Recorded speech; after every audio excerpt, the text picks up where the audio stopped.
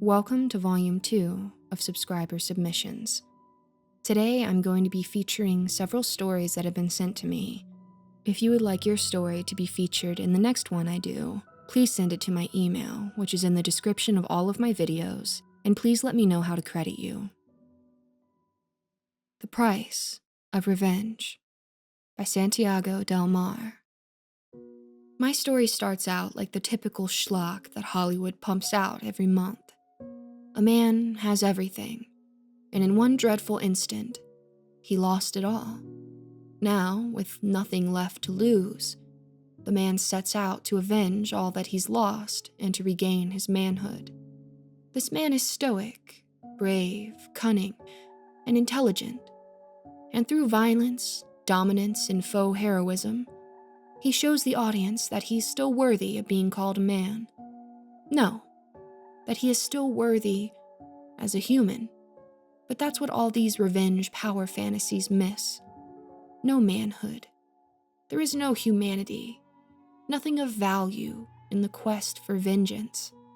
The man in this story was named Luke, and it began 8 years ago.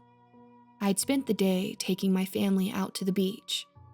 As soon as the sun started setting, we began to pack up.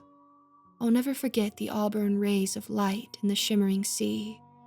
My daughter Natalie was 4 years old at the time, and had just become fascinated by stars. Being so young, she didn't quite understand what they were. As we were leaving, she pointed at the water and asked if the little twinkling lights were stars. My wife Lydia and I found her curiosity amusing, a sign that she was going to be a bright child. As I started the car, I placed a gentle hand on the little bump forming in my wife's stomach. She placed hers over mine, and I knew, at that moment, that I was truly content. It happened in a split second, a single point in time seared into my being for the rest of my life. One moment, I was driving down the highway, taking the time to adjust the radio, and the next, my chest is screaming in pain as an immense pressure forces me into my seat. And then the weightlessness of space comes over me, and the last thing I see before it all fades to black is little shards of glass floating across my field of vision. I have the strange thought of how the headlights reflecting off them make them look like little twinkling stars. I awoke several hours later in a hospital bed. The white rooms and beeping machines instantly made my heart sink. I tried to get up only to see that my left leg was in a cast. My questions about my wife and child were ignored the first few times until a doctor, very calmly, confirmed my worst fears. There were only 2 survivors, me and the culprit, my antagonist, the subject of my vengeance, a man named Henry Colston. Henry was a Wall Street big shot, ran a very successful investment firm, and had a wealth vast enough to gain him an abundance of luxuries unimaginable to a person of my class. One of those luxuries was abusing the justice system. He was found guilty for manslaughter, but it didn't mean anything. All he got was a suspended jail sentence and a few years probation. While I had lost everything at the age of 32. Goes to show what a good lawyer can do. And for a man like Henry, it only cost him the equivalent of a few dollars.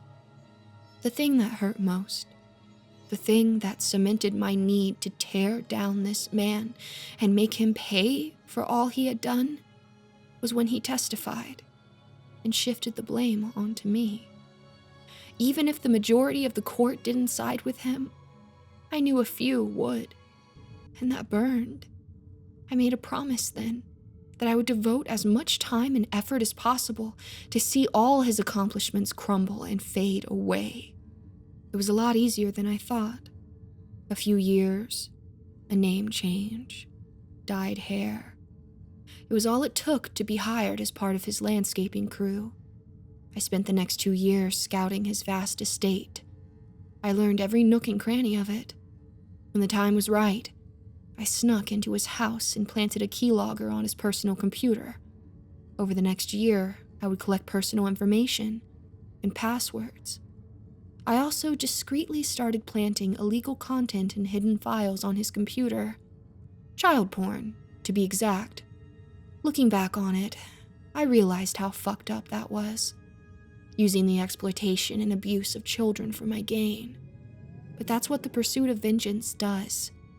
It dehumanizes every aspect of a person and their lives.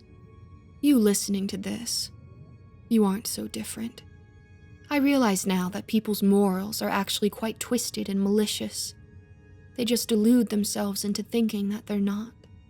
How many times do people casually throw around comments about how they would kill those who bring harm to them and their loved ones? Heavy statements thrown around so lightly is indicative of the kind of collective morals our society holds. The pursuit of revenge is not only condoned, but glorified to an extent. But what most people don't truly realize is the cost of every action, and the price of revenge dwarfs all preconceived notions. After another year of slowly setting up my plans, I left an anonymous tip with the FBI. They confiscated Henry's computer. He was confident that they wouldn't find anything. I wish I were around to see his face when they told him about the files they found. He was arrested. He paid bail pretty quickly and was back at his estate, only to find that his bank accounts had been emptied. Next, I posted several anonymous accusations online of Henry being a sexual abuser. Sent a few messages to prominent internet blogs and news sites. Within a day, the online world was flooded with articles of his supposed abuse. Hordes of online users condemned and viciously attacked Henry. Someone leaked his address, and before long, death threats and other abuses were hurled in the real world. His wife of 20 years announced her plans of divorce and revealed that she was no longer living with Henry. I didn't stop there. I organized a mass protest of his firm, and within a week, Henry was forced to resign from the company he had spent his entire life building. Henry's life was virtually destroyed at the age of 52. He was broke, alone, hated, legacy in ruins. He had nothing left to live for. It wasn't enough for me. No, I had to be there at the height of his despair.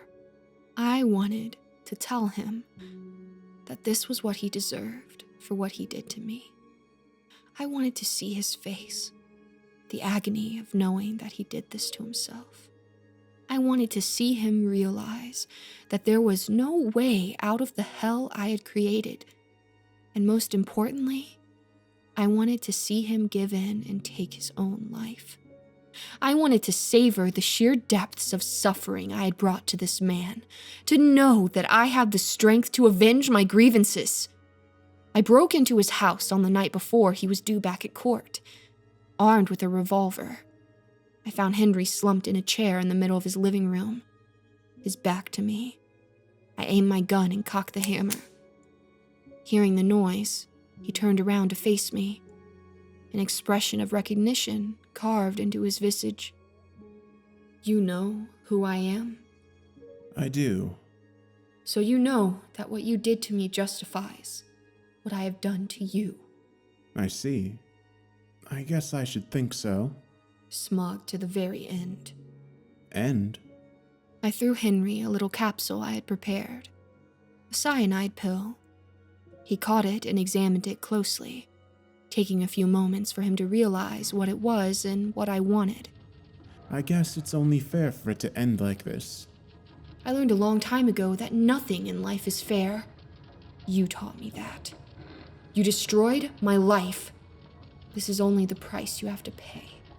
Henry gave me an almost sad smile before placing the pill between his molars. I drew closer, wanting to witness the moment he bit down on it. I was in a near euphoric state. 8 years of planning finally paying off. From the corners of my vision, I saw a familiar sight. Little lights, like the stars, started appearing. I recalled the fateful day that bound us. Natalie asking if the shimmering ocean water was filled with stars. Lydia's soft hand over mine. The life growing inside her. shattered glass caught in mid-flight, twinkling like stars. And it all came rushing back to me in the most literal way possible. A blast of pressure flung and pinned me to the ground. My limbs went limp, and I felt the familiar weightlessness that exists in a split second of a car crash. The lights that I mistook as stars coalesced and started taking form before my very eyes. Henry stood up, a smug grin on his face. He spoke as the lights became more defined. You think I didn't know about your scheming? I've known for years. I knew exactly what was going to happen and how. I tried to say something, but the words died before they even formed. I tried to reach for my gun, but my body refused to even respond. It was as if some invisible force was pinning me down. You see, Luke, ever since I was young, the otherworldly and metaphysical has fascinated me. It wasn't until I made a name for myself when I had the funds to indulge in my interests. In the decade I spent searching, I never found a single thing. So you can imagine my shock when something found me. I was still struggling to move when the once abstract form of lights materialized into something physical. The being that stood before me defied all laws of natural biology. It couldn't have been something created in our world. No, this being must have originated from some recess of existence so foreign to our own that to see it unfiltered would surely drive most to madness. The closest thing it resembled was a cephalopod. Long, gnarled tentacles twisting and writhing through the air, where a mantle should have been instead contained a massive, gaping maw, fangs filling the crevice.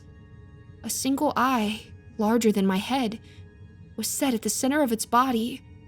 It gazed into our world with unrivaled curiosity. Ah, you're finally here. We can begin. First, I want to apologize, truly. What happened was unfortunate. I would have gladly gone to prison in an attempt to atone for my sins, but fate intervened, and I had to fight to stay out of prison. See, shortly after our accident, I came into contact with the being you see before you. It offered me a chance to leave this world for another. It promised to show me planes of existence unknown to man. It showed me the future that awaited me, so we planned. We knew exactly what would occur tonight 8 years ago, and it's exactly what we wanted. The otherworldly being focused its gaze on me, and I felt myself being lifted off the ground. I was levitating now, and was able to look around, but my body was still unresponsive. You see, in order for us to open a gateway into the upper recesses of the astral planes, a sacrifice must be made. However, it can't just be any sacrifice. The person most intimate with you has to be sacrificed. My wife and I had been drifting apart for years. She wouldn't fit the criteria. However, you devoted almost a decade to me. In a way, we're closer than lovers. You know me better than my own parents, so it will have to be you, Luke. There's no other way. I wanted to scream, but still no sound would escape my lips. I saw a limp body move into view. It was lifted and suspended in midair by forces beyond my comprehension. Forces surely belonging to the entity. I tried to make out whose body it was. I thought for a moment that maybe Henry had lured someone else into here. It was the clothes that gave it away. I recognized the black sweater it wore as my own. Silent screams flooded my every thought. Somehow, my consciousness had been separated from my body. Fortunately for you, we only need your physical body. See, the physical can't travel into the outer realms, but the mind can. It's said that some extraordinarily gifted people can project segments of their consciousness into the astral planes, but for ordinary people like me, this is the only way. I hope you can forgive me for this one final cruelty. I saw Henry's body fall limp, and he collapsed onto the floor. Streams of light flowed from his body and convened into a singular brilliant orb. The orb moved through the air and settled next to the entity. My body was lifted higher into the air before its limbs contorted and snapped back. The sounds of breaking bones reverberated throughout the room. I was left powerless and could only watch as my body collapsed into itself. Ribs and spinal segments punctured the skin. Blood and entrails pulled and were forced back into the fleshy mass my body was compressed into. Inexplicable despair filled my being as I watched my body being crushed and forced into a singular, tiny point, suspended in midair. It shrunk to the size of a needle's head before it blinked out of existence. A rift immediately replaced the singularity beyond its threshold. A swirling tempest of colors, so brilliant and vivid, to call them anything but beautiful would be dishonest. Further still, I could see a realm of celestial bodies. I thought I saw them from the image of a massive cosmic eye. Thank you for your sacrifice. Tonight wouldn't have been possible without you. I saw the orb of light. Henry's consciousness entered the rift and ascended into the worlds that lay beyond. The being that had performed this strange ritual gave me one final glare and spoke a single word. Curious. It then turned and entered the rift, the portal closing as soon as it crossed. The distinct sensation of falling came over me as I felt myself being lowered. The last thing I saw before fading into unconsciousness was Henry's lifeless body. I awoke the next day with a start, momentarily believing my encounter to have been a wild hallucination. When I tried to get up, I knew something was wrong. My body felt off, as if it was foreign to me. I got up and ran to the nearest mirror. I fell into hysterics upon seeing the face of Henry staring back at me. All that had happened, all that I had suffered only to be left with this. I trashed the place. I screamed, cried, and found the cyanide pill on the floor. I hold it now in between my teeth, unsure if I have the strength to bite down. I promised myself that I would write down my tale, let the world know what happened, even if no one would believe it. All the time spent planning and scheming meant nothing now. My convictions are shattered. My will is broken. It's as if my very being has been violated. Maybe if I had spent the time seeking closure instead of vengeance, what did I even expect to happen after I achieved my revenge? I would still be the same broken person, now with nothing to live for. I'd never planned to move on, never planned for peace of mind. I was so caught up in my quest for vindication that I lost sight of any real end. Maybe the cost of vengeance is that there is no end. Nothing that brings you to an end that you desire. As I roll the cyanide pill between my molars, I like to think that the cost has finally been paid.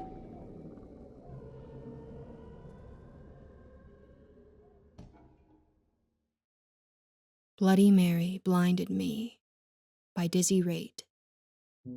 It all started with a simple truth or dare game at a high school party. I was forced to choose dare, since I chose truth the last 2 rounds. I dare you to do the Bloody Mary ritual, said a blonde, upbeat girl. We've been acquaintances ever since middle school. I scoffed. I never believed in that folklore. Seriously, you know that stuff's fake as hell, right? If you think it's fake, then you won't be scared to do it. Fine. What am I supposed to do? Turn the light off and sing her name or whatever? Kinda. What I was told is that you go in with a lit candle, turn the lights off, spin in a circle 3 times, and say her name clearly 3 times with every spin. Then you're going to look at the mirror, and that's when you'll see her. I wanted to hurry and get this over with so I could leave and smoke a joint. Fine. Give me a candle. I was handed a lit lavender-scented candle. The calming aroma definitely didn't add to the spook factor. I walked into the bathroom and closed the door. I contemplated locking it, but decided against it. I turned the light off. Then I placed the candle down on the counter, and I looked into the mirror and saw my dimly lit reflection staring back at me. As I spun around 3 times, I said her name. Bloody Mary, Bloody Mary, Bloody Mary. As my eyes fell upon the mirror, I saw something that sent shivers down my spine. I thought all of this was fake, but I actually saw her. Holy shit! She shrieked and lunged at me. I let out a scream after being tackled to the ground. I tried to defend myself, but she kept on scratching and biting me. I can still remember the agonizing pain from each tear on my face and from those god-awful ridged nails. Every bite felt like she'd taken my flesh off with her. All I could hear was her heavy growling, shouting, and pounding on the door. I never locked it. Why couldn't they get in? Finally, after what felt like hours, I heard the door burst open. I no longer felt the body weight of that monster on top of me. I scrambled to the corner and scanned the bathroom for her, but I could only see crimson red. I heard even more terrified shrieks, while a few guys ran up to me trying to help me up. Oh fuck, what the hell happened? We need to take her to a hospital. I feel a couple of strong grips help lift me off the floor and usher me into a car. After being at the hospital for hours, I was sitting in front of a doctor who's trying to tell me something I already know. I'm missing my right thumb and left ring finger. There's permanent damage to both of my eyes. I'll never be able to see again. The girl who originally gave me the dare ended up killing herself a few days after the incident. 2 fatal vertical slits to her wrist made that happen. I guess she couldn't live with what happened to me. I never blamed her, though. Maybe I should have told her sooner.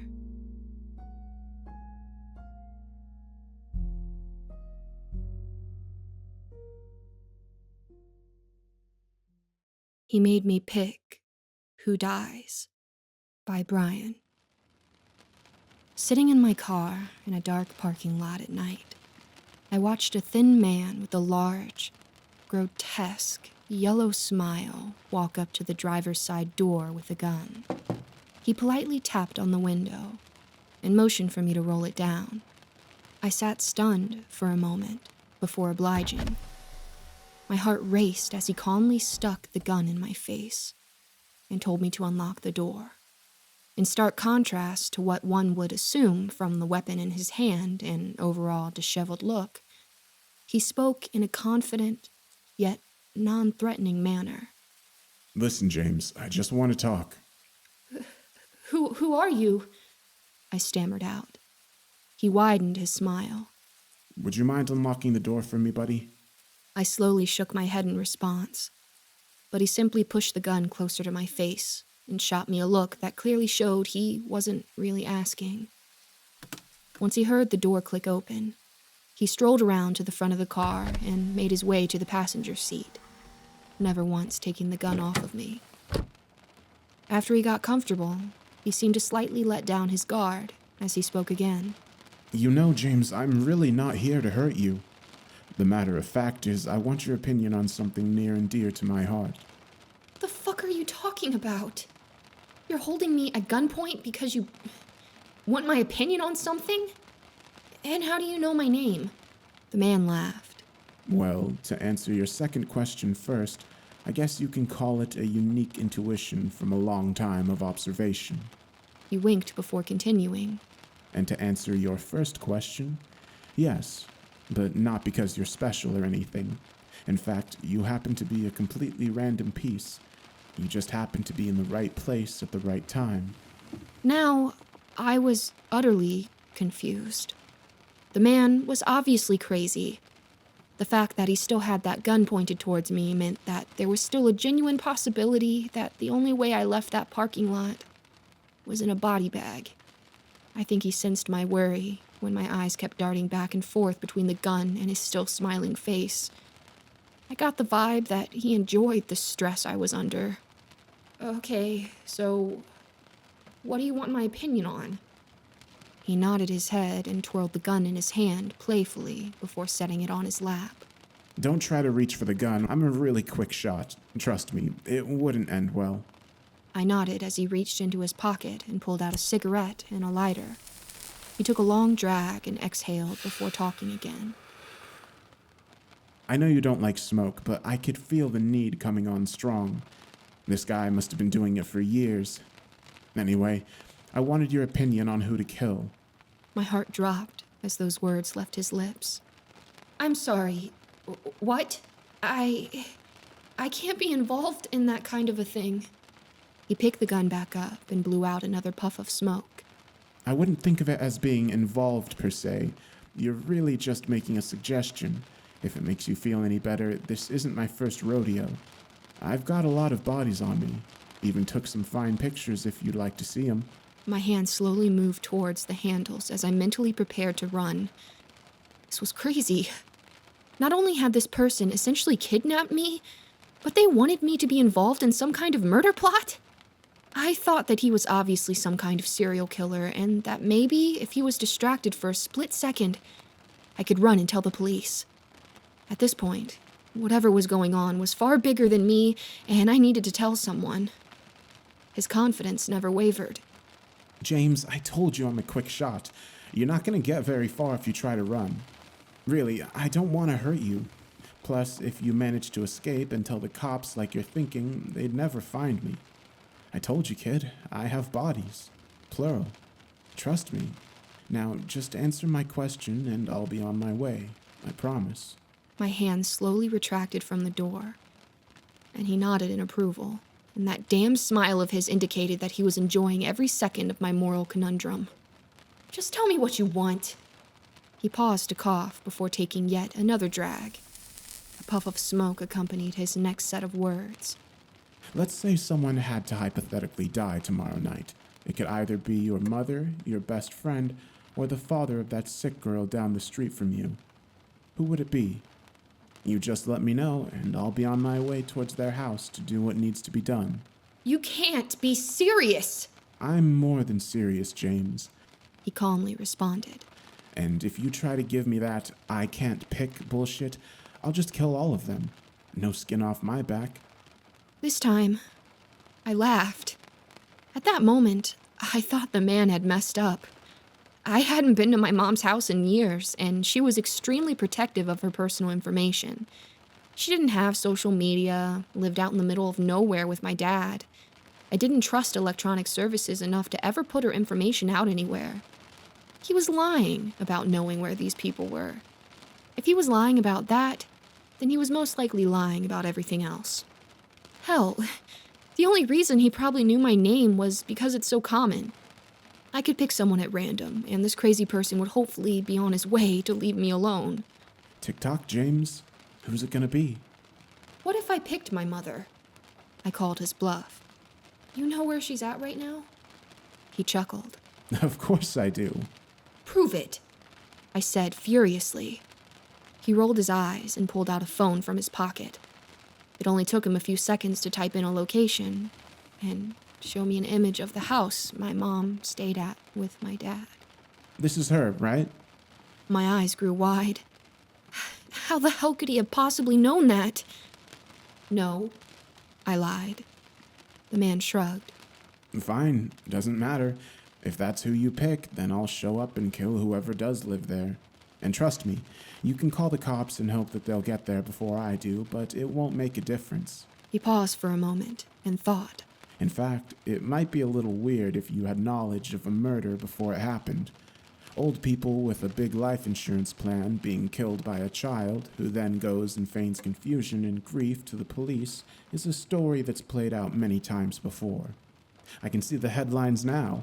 Man hires killer to take out parents for insurance money, gets life in prison. He then leaned in close to me. Is that what you want, kid? I didn't respond. He took another drag on his seemingly endless cigarette. I didn't think so. He said before blowing out another puff of smoke. So, who's it gonna be? I'm not gonna ask again. I shook my head and weakly put my hands on the steering wheel. The father of the sick girl, I suppose. Just, please, leave. His smile grew even wider. He set the gun down entirely and stated in a mocking tone. Thank you for your cooperation. He shoved open the passenger side door and put a foot out before stopping. Oh, there is one thing I should mention. He then turned back around to me. That little girl's father is a real piece of shit, you know? Beats his wife, cheats on her with a lot of women in the neighborhood. The guy has even contemplated suffocating his own daughter to get an insurance payout. That's not even to mention the wild views he holds in his personal life. He's even making one of his current employees' lives a living hell because she won't sleep with him. But he's fired people for much less, reasonable matters, and then gone on to ruin their lives even further. Overall, just an awful, scummy human being. Damn, this body sucks. Anyway, that being said, the other two choices are somehow worse. I can't really get into it because you didn't pick them, but it really makes you think, huh? How are your mother and best friend worse than absolute scum? Guess that's up to you to find out, right? Anyway, consider this a kindness. Let's hope we never meet again. And with that, he simply closed the door and walked away. I think I sat in that parking lot for another half hour, contemplating what the fuck just happened.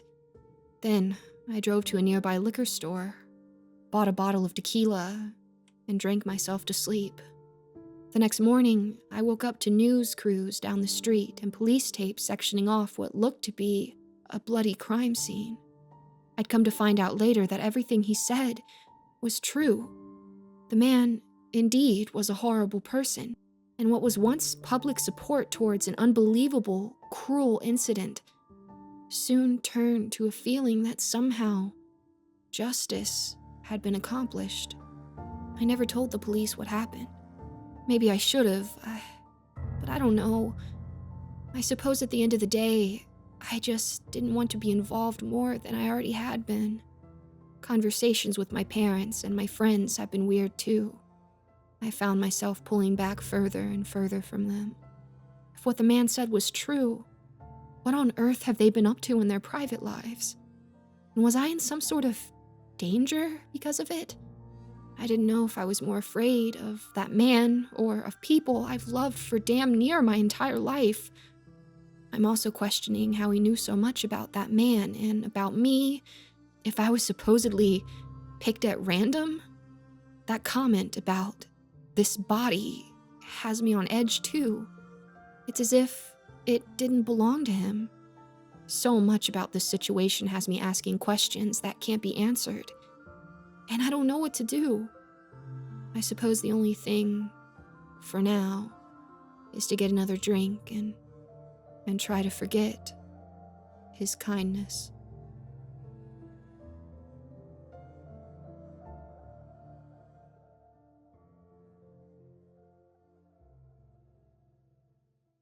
Nameless, The Dance of Fireflies by Taziri.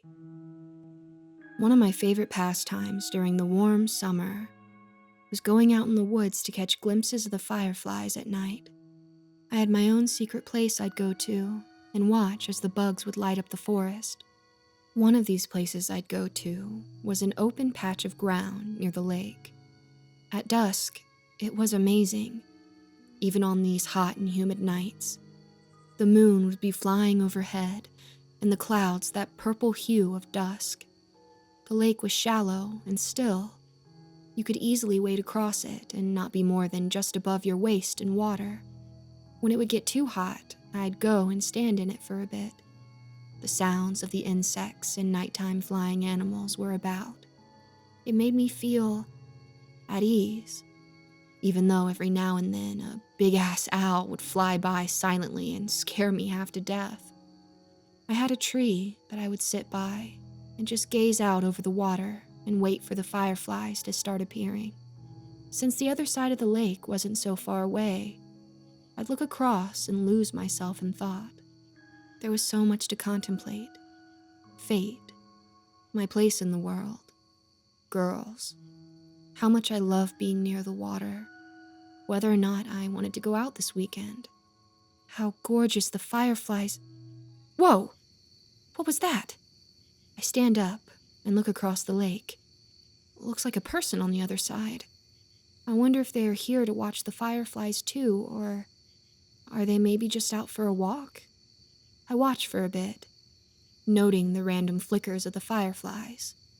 Looks like a girl. Maybe? No, it's 100% a girl. She's stripping. Wow. The lake's a good place to skinny dip, I guess. Not too deep, fairly cool. I remove myself to a bush. The moon's high, so I can see her fairly clearly. Weird. It looks like she's doing some kind of ritual. She goes into the lake, naked. She's rocking back and forth. Then she sits in the lake at its edges. She submerges herself for what seemed like far too long. Just as I was about to enter the water to help, she sat back up. Pinpricks of light emerged from around her, the lights reflecting off her eyes. Still naked, she goes into the clearing on the other side. I can see her quite clearly. She stands with her back straight, and then bows. Stretching, she begins to crouch low and walk in a circle. Then she begins to dance. As she does, I can also hear something. Voices. Low and whispery. Kind of like humming or singing. It was haunting. I watched her dance for what seemed like hours. She twirled and tucked, flexed forward, rolled backward, crouched and leaped into the air. I didn't know what performance she was practicing for. What, like a stage show maybe? Maybe she just liked to dance naked in the woods? All I know is that things got really creepy, really fast. The fireflies began to coalesce around her, their lights growing brighter, the greenish-yellow hue enhancing the eeriness of the woods and the clearing. I needed to get closer. I made my way across the lake as slowly and quietly as I could. She was so beautiful, I couldn't help myself. But as I got closer, I could feel a terrible coldness in the area. But then also, paradoxically, a terrible heat. It was as if cold and hot were at war with each other. The fireflies moved away from the clearing as the dance intensified. The woman's brown body began to glow a deep orange, her veins becoming clear, hair standing on end, her eyes a fiery amber. With a final leap, she was at least 10 feet above me. Then she landed, not with a thud or crash, but with a rush of hot air. A blast of coldness, then heat, knocked me over. I was barely out of the lake before I was stunned for a few moments.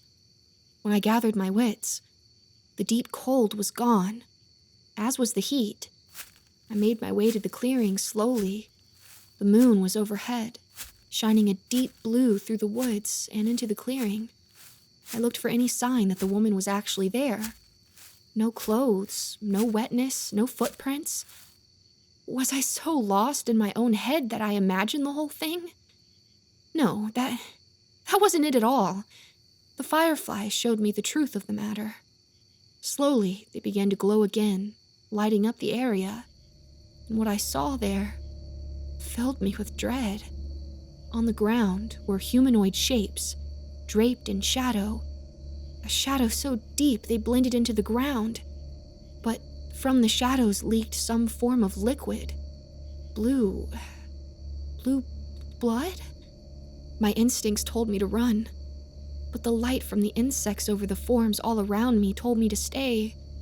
I took out my phone and began to video what was here. Dear gods, what were they? My body shook terribly as I tried to video what my mind thought was there. I picked up a stick and moved towards one of the things. The coldness returned, and as I bent the torch to the thing, the haunting voice of a woman filled my ears. I wouldn't touch it if I were you. I turned to see the dancing girl, her eyes of glowing fiery amber, staring into me as the fireflies circled about us. I don't know what would have happened were I to touch it. It's nasty, that stuff, she said, trailing off, taking one of the fireflies into her hand, glancing it over, then shooing it back into the sky. I should have been terrified. A nude woman stood in front of me, with glowing veins akin to lava streaks, and fiery eyes like staring into the heat of a volcano. There was no malice there, no joy either, but also no misery, just a deep, resignation to whatever had just occurred. She smiled a weak smile. Lovely night, yes? She said with no embarrassment of being nude in front of me. Yes. I stammered, trying to take my eyes off of her now, but I couldn't. I gathered my wits and my courage. What is that stuff? What were they? Who or what are you? That stuff is blood, but not blood like humans. They were nameless things. Not from around here, but trouble nonetheless. She began walking to gather her clothes. I suppose I should put these back on, huh? I turned my head then, realizing I was blushing and sweating, my heart and ears pounding at each echo-filled word from her mouth. What's your name? She asked. Firefly. I choked out nervously. Your name is Firefly, she said quizzically, her head tilted, slightly smirking. No, there's a firefly on your head, I said, pointing. It'll be okay up there. So what's your name, Firefly? It's Kyle, I stated, head down. Why is my head down? I said to myself. There's a demon girl with lava blood in front of me. Lava blood? You're a weird one, Firefly. You don't have to be afraid, Kyle. I'm not going to eat you. Shit, sorry. I thought I'd said that in my head. I'm sorry. It's just I've never met a demon girl before. I don't know what to do. I just don't want to die, I replied honestly. Well, if that's the case, you won't die today. At least, not by my hands. However, those nameless things are aware of you now, and if I don't do something, they will find you. They won't eat you, at least not physically. But they try to drag you where they live, and, well, it's not a pretty place. For us, anyway. Those idiots love it there. What's this place called? I asked her as we started walking. She leaned in close, and her eyes started to glow. Then she said, I don't know. It's nameless. Then shrugged. So, Kyle, my name is Abigail, but call me Abby. Are you from this town? I am. I go to the school not far from here. Care to take a guess why those things were here? She asked me, stopping as we got to her car. I can't even fathom what supernatural things are doing in these woods. 1, the supernatural does not exist. 2, if there's more than one, there's a community. But back to why they were here. First, give me your arm, she said, snapping her fingers and doing the chop-chop motion. I was going to question her at first. Then I realized I have nowhere to run, and she just... Did you kill those things back there? I asked as she looked at my shoulder, then pressed her palm into it. For a second, it brightened and burned. What did you do to me? I marked you, so those things won't bother you from this day forward. And yes, those ones are dead. Ritual combat, mate. Those critters are shitty beings all around, and their idea of fun is taking dumb human kids to their realm and making people forget they existed. But they are honorable. I made a deal with them. They kill me, they get your town. I kill them, and they go away for a very long time, she said, rubbing my arm. Don't worry, it won't scar. Why didn't you tell people? Eventually I will, but I have something more important to do. Want to help? I can't fight nameless things, lady. I don't have lava blood or burning hands. It's nothing so dangerous. You said you went to the high school close by, right? She asked, grabbing a bag from her car. I nodded. You know a girl named Sarah Primajal? She asked, grabbing a blanket. I shook my head. Thomas Markham. I shook again. Jane Whitman. Derek Cedar. Martha Williams. Max Forbes, Taylor King, Maria Klein, Tori Danvers. She continued. She named over 27 kids. I didn't recall any of them, yet she told me they all went to my school. Who are they? I don't know who... Come on, the Fireflies are waiting for us, she said, taking my hand. I've never felt so secure in my life. There was strength and power and grace all in one body. She was no demon. We walked in silence and entered the grove where she killed those things. The shadowy bodies were missing, but on the ground was some form of organic container. She opened it by touch. Within it was all manner of personal items. Pictures, rings, jewelry, cell phones, keepsakes, mementos. Kyle, what do you fear the most? She asked, placing the blanket on the ground and placing a large metal bowl on top of a stack of rocks. I don't know. Losing my parents, my friends, failing them, myself, flunking school. Know what my biggest weakness is? She said, looking at me, motioning me to sit next to her. She placed the items carefully in front of me. There were so many. My biggest weakness, my biggest fear, is failing people and knowing that no matter how strong I am, no matter who I can defeat, I can't save everyone. So I do the only thing I can. I place those I can't save in here so they aren't forgotten, so they aren't nameless things, she said, tapping her head. She took a photo and placed it in my hand. It was me, standing with and joking around with a kid I'd never seen before in my life. Someone I can't possibly know. That's Markeith Johnson. I killed him again tonight. The one you were going to touch. He was your friend. They made him into a nameless thing. It would have made others into forgotten nameless things. That's why you walked past the other bodies to that one in particular. A small piece of recognition. He would have used that to get to you, to make you nameless, she told me. I closed my eyes, pain, fear, and terror welling up in me, the true horror of it all coming to light. What now? We burn their memories and who they were into our memories, so they aren't forgotten, so they aren't nameless things. I handed her the first item, a purple cell phone, with 2 girls on the screen. Abby placed it in the bowl and touched it. The cell phone began to melt, but there was no stench of fire or plastic. I noticed the fireflies floating around us, like a crowd of mourners. Janine Tate, Martina Stockman, we remember you.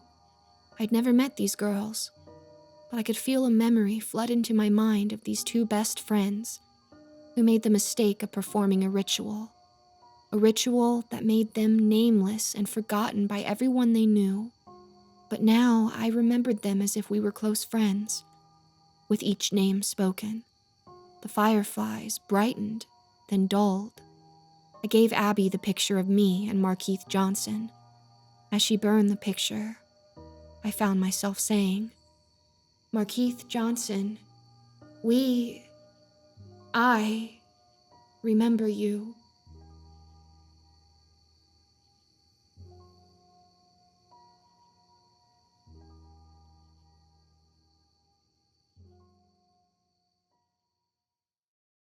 Among Monsters by the Taxman. My name doesn't matter. You wouldn't be able to pronounce it anyways. Just call me Mr. Smith. I just feel I have to express my feelings on COVID-19 and what a wonderful experience it's been this last year. Usually, my public travels are restricted to Asia and parts of Europe. Everywhere else, I have to go by night or crawl through sewers and drain pipes. But this year, this pandemic, everyone's wearing masks. No one's asking questions. Absolutely a wonderful delight. being able to walk through the streets of New York in broad daylight again. It's been centuries, literally 1800s, I think, was the last time. Everyone is running around, freaking, fussing. Who's going to die next? Burning buildings, rioting in the streets. Been an absolute pleasure. Don't get me wrong, I don't enjoy these things. It's just nice not being shunned for a change. Having little children scream, and pretty women say, "Oh my God, what is that hideous thing?" People on the news box talking about the new normal. Gee, I really hope so. I hate Tokyo. The Asian cities, they smell. All the pollution, the politics, the papers, border crossings. But in the Americas, Portland, Oregon may be smoky, but you don't have to carry around papers and falsified passports. And at least they scream in English. A talent I haven't had to practice in a long time. Very refreshing. So, by now you're asking yourself, who is this guy? What is this guy? Well, technically, I'm not human. I don't think I'm immortal. Not one of those stuck-up prigs. I'm just aging very slowly, which kind of puts me outside of polite society's circle. That's all right, though. I have my own friends, my own kind. Except there really isn't a kind for me. Quite frankly, no kindness at all. But that's beside the point. I don't wish to express my melancholy here. I'm not a looker, but at least from the neck down, I can pass for human. Most of the time, if I wear some gloves. Let me express that. With this virus, it's only going to target a few of you. Not all of you. I honestly think gloves are important. That aspect of your humanity that seems to be lost. All of your grace and style. There are reasons for all of those social norms, and all those old fears and phobias that humanity used to have. Dusting and keeping clean. Now you have to PSA, insisting people wash their hands. When I'm around you, I wear gloves. Stops needless questions from being asked. You humans should too. Only your naked hand should ever touch your face. If you wear gloves, it reminds you not to. Just thought that might be helpful. Gloves, a full wraparound face mask, a hat. Again, for me it's about style and not infection. But for you, it prevents virus particles from being trapped in your hair and giving you a nasty day 2 weeks later. I like the fedora. It's a good hat. Good and personal. Forget about all that stupid internet stuff of what you've attributed to a fedora. It's not about nice guys. Anyways, the first fedora ever was worn by a woman. For what you've done in a tribute to that marvelous hat, I think you are a bunch of idiots. But all of that too adds to the social distancing and allows me to travel in peace. Something else. Forget t-shirts and blue jeans. When you're dressed in a button-down shirt and a decent pair of pants, everyone thinks that you are important somehow. Even when hiking along the common roadways, a man who is well-dressed is respected. Again, loss of human style. Wearing ties, suit jackets, and button-down waistcoats. I think it's abysmal. But summer necessitates the loss of these extra refinement. It's just as well. I did not stop to talk to you, just to complain about lack of fashion sense. Simply to congratulate you on your response to this disease, and thank you so much for the freedom and liberty that's giving me and my people. I will treasure my memories of this year for the rest of my days. The delight of being able to walk into one of your Walmarts and not be accosted, threatened, or harassed. Seeing Mount Rushmore back out in the Midwest, Seattle, Portland, Oregon, Salt Lake City, and the vast plains of the Midwest. Such a beautiful and wild country you have. I would note about the riots and my friend Reginald Smith. Again, not his name, but his story is worth telling. As far as I can tell, he is one of the immortals, but he's different. Truly down-to-earth fellow, good traveling companion.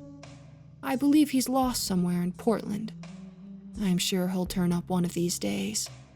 She was born on a slave ship heading for your Americas, younger than myself. As dark as they come, abused, she grew up strong, wise, and down-to-earth. He made it easier to travel by night. Tolerable, in fact. He was able to show me safe havens when no other living creature could. Places where people are more accommodating of the unusual. For my part, I return the favor by keeping him safe when I can. With good manners, money, and dress could not cover, Claw and Fang took care of the rest. She became my traveling companion during my first visit to the Americas, when I found her hanging from a tree. A most disconcerting conversation for another time, another story. Apparently, her master had not appreciated her sense of humor, and taking the style of the day to terminate her employment. After cutting her down, she began to heal, and over the next few months, he became my loyal friend. Apparently, every so often, after extreme trauma such as being killed, she is able to change with the coming times. However, during the 1960s, he began to shed. By 1984, he had become quite the handsome albino. At least, that's what I attribute the reason being for why the mob tried to smash his head in with a brick. Poor guy could never catch a break his entire life. I'm a little more sensitive to those sorts of things. Don't heal so quickly. So I had to abandon him. I'm quite sure he'll understand.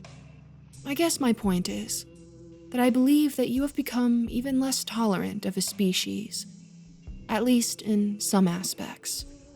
Others, such as fashion and manners, you're quite over-tolerant, and it becomes obnoxious. You consider racial inclusivity to exterminate those of Irish, English, and German descent. Truly, I find it odd. Your expression of distrust of your own security forces, again, very strange. Considering the reason why you picket and defund them, it is the very reason that they exist in the first place. To protect and serve. Oh well, makes it all the more easy a life for one such as me. Anyways, it has been a pleasure talking with you. You giving me opportunity to express myself in these modern times, and to let you know that some of us on this planet are truly enjoying our time in the sun, however short that may be. It has been fun, once again, walking among monsters.